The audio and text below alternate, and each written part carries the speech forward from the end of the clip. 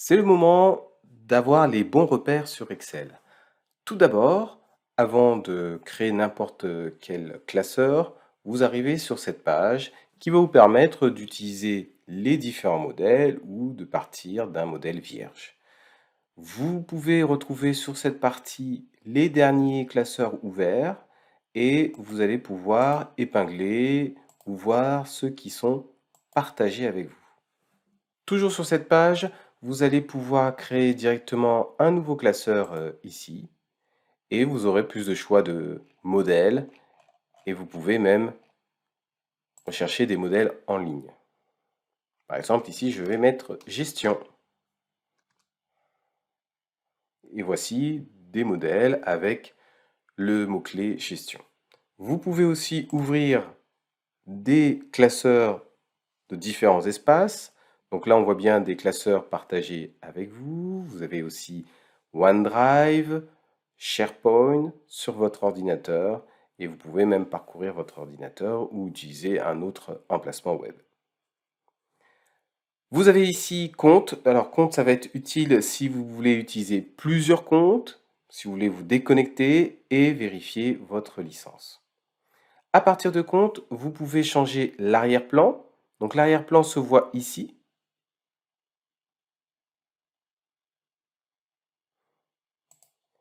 Et le thème Office.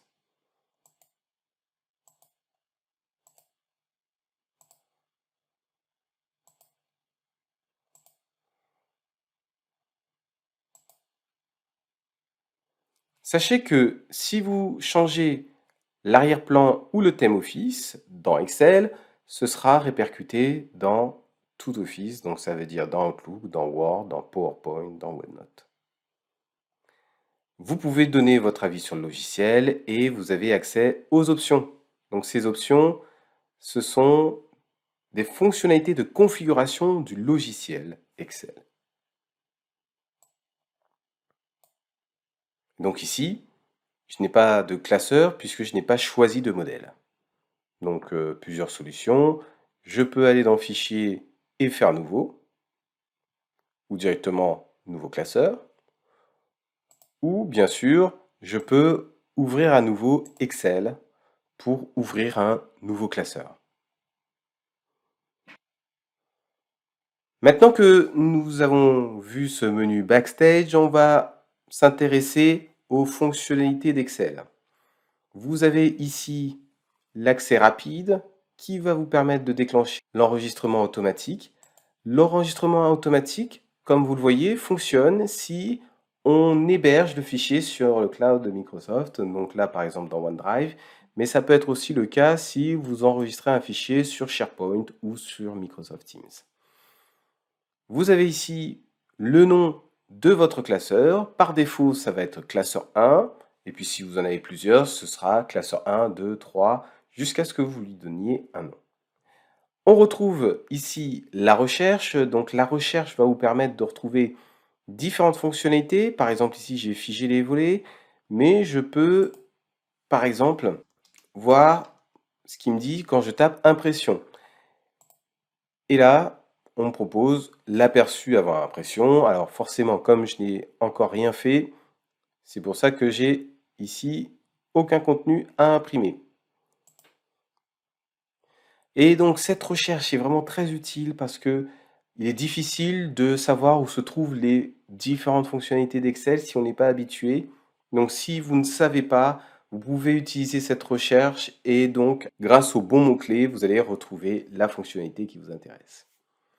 Vous retrouvez ici les informations de connexion, donc je clique dessus et là je vois le compte que j'ai utilisé, mais je vais pouvoir afficher les informations du compte sur le web et des informations d'utilisateur Office. Je peux aussi utiliser un autre compte Microsoft, donc ça peut être utile, par exemple, si vous utilisez différents comptes et que vous avez stocké des classeurs Excel sur ces différents comptes, en basculant de l'un à l'autre, ça vous permet de retrouver plus facilement ce contenu que vous avez stocké sur OneDrive, par exemple, de ces comptes. Un des avantages avec Office 365, c'est que les mises à jour sont régulières. Donc ici, on va pouvoir accéder à la possibilité d'activer les mises à jour sur Excel. Donc là, on voit bientôt disponible et on a un petit article qui répond à la question et on retrouve aussi la possibilité d'essayer la nouvelle expérience. Donc là, c'est bien activé. Ensuite, si on redescend un petit peu, on a commentaires. Donc ça, c'est les commentaires que l'on peut faire sur une cellule ou plusieurs éventuellement. Donc on va voir qui fait le commentaire et bien sûr le commentaire.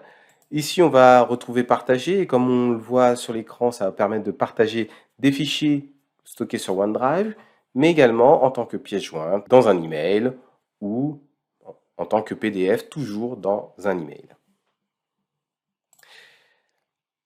Ce qui est indispensable à savoir, c'est que toute cette zone de commande, c'est le ruban. Et dans le ruban, vous avez de nombreux onglets. Chaque onglet correspond à un ensemble de fonctionnalités. Les fonctionnalités les plus utilisées sont dans l'onglet Accueil. Donc on va retrouver tout ce qui va vous permettre de mettre en forme les caractères, mais également de copier du texte, mais aussi des images ou d'autres choses. Vous pouvez aussi gérer les cellules, le contenu des cellules avec nombre. Vous allez pouvoir, avec édition, filtrer des données, les trier, utiliser les formules. Et ici, vous avez analyse de données. Et ce qu'on remarque, c'est que les fonctions dans l'onglet du ruban sont rassemblées par groupe, comme on le voit ici. Et pour certains groupes, vous avez ce symbole qui permet d'avoir plus d'options sur la fonctionnalité que vous recherchez. Donc là, par exemple, le groupe nombre, on a vu qu'une petite fenêtre s'est ouverte pour que je puisse accéder à plus de fonctionnalités. Donc ça, c'est l'onglet Accueil. Vous avez aussi Insertion. Insertion, pour faire simple, c'est pour insérer tout ce qui n'est pas texte dans votre feuille de calcul. Et donc quand on dit tout ce qui n'est pas texte, donc ça veut dire des images, des vidéos, mais vous pouvez aussi insérer des tableaux croisés dynamiques, des graphes, vous pouvez insérer des liens, des commentaires. Donc on va voir plusieurs choses dans cette formation que l'on peut insérer ici. On a dessin. Donc dessin, c'est si vous avez une tablette graphique ou un écran tactile, ça va vous permettre d'écrire directement sur l'écran. Et vous allez pouvoir éventuellement utiliser la reconnaissance d'écriture. Dans Mise en page, c'est préparer Excel avant impression. Donc vous allez pouvoir choisir par exemple les marges, l'orientation du texte, mais vous pouvez aussi choisir des thèmes, indiquer ce que vous voulez imprimer dans votre classeur Excel. Dans les formules, bien, vous allez retrouver d'une part toutes les formules de calcul. Donc vous avez de nombreuses formules ou fonctions de calcul qu'on retrouve ici, mais vous avez d'autres outils comme le gestionnaire de noms qui vont vous permettre de gagner du temps. Vous pouvez aussi retrouver des erreurs grâce à vérification des formules. On a données. Données, ça va vous permettre d'une part de vous connecter à des données externes. Donc ces données externes, ça peut être un autre classeur Excel. Ça peut être aussi une base de données, que ce soit dans l'entreprise ou sur Internet. Vous retrouvez aussi d'autres fonctionnalités qui vont vous permettre plutôt de gérer les données que vous avez exportées, ou en tout cas les données qui sont déjà présentes dans votre classeur. Donc vous allez pouvoir les filtrer, les trier, mais aussi vous avez d'autres fonctions qui sont utiles comme convertir, valider des données pour faire un masque de saisie par exemple. On retrouve révision. Révision, ça va vous permettre de vérifier l'orthographe, d'avoir accès au traducteur et au dictionnaire de synonymes. Et autre chose que vous allez retrouver, c'est le fait de pouvoir protéger votre classeur ou votre feuille de calcul.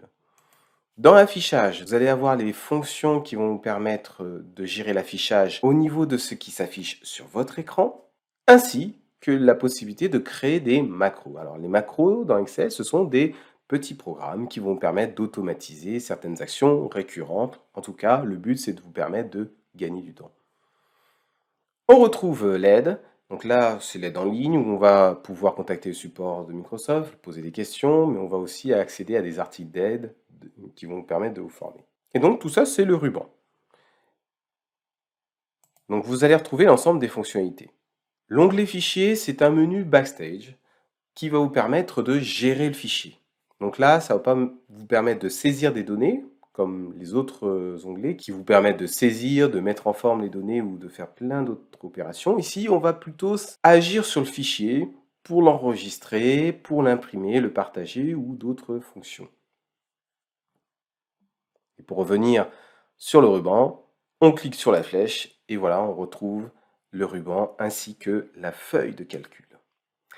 Dans Excel, c'est un petit peu comme le principe des batailles navales. On a des colonnes, des lignes, et lorsqu'on clique sur l'intersection d'une ligne et d'une colonne, eh bien, comme on voit ici, on est en F6. Donc c'est toujours la colonne en premier et la lettre en second. Et donc si on clique sur un des endroits, on voit que ça change ici. Vous avez ici la barre de formule, donc ça vous permet d'insérer des formules ou des fonctions de calcul. Vous avez ici la barre de formule, et la barre de formule va vous permettre, premièrement, de saisir des informations, mais également d'être sûr que c'est la bonne information qui est saisie. Je m'explique avec cet exemple. Donc là, je vais écrire un calcul, c'est égal à 12 plus 5 par exemple, je valide par entrée. Ici, il y a un résultat qui s'affiche et qui sera imprimé, 17, mais quand je clique ici, je vois que dans la barre de formule, je n'ai pas la même chose. En fait, ce que vous avez réellement saisi sera toujours dans la barre de formule, donc prenez bien le réflexe de vérifier ce qu'il y a dans la barre de formule, parce que parfois, peut y avoir des petites surprises. Par défaut, on a une première feuille de calcul qui est feuille 1, mais on peut créer d'autres feuilles de calcul, et ces feuilles de calcul peuvent être renommées. Par exemple,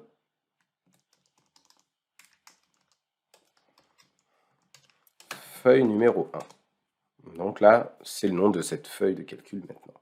Vous pouvez ajouter de nombreuses feuilles de calcul en cliquant sur plus. Vous pouvez vous balader, naviguer grâce à l'ascenseur sur votre feuille de calcul. Vous avez juste à cliquer ou à déplacer comme ceci.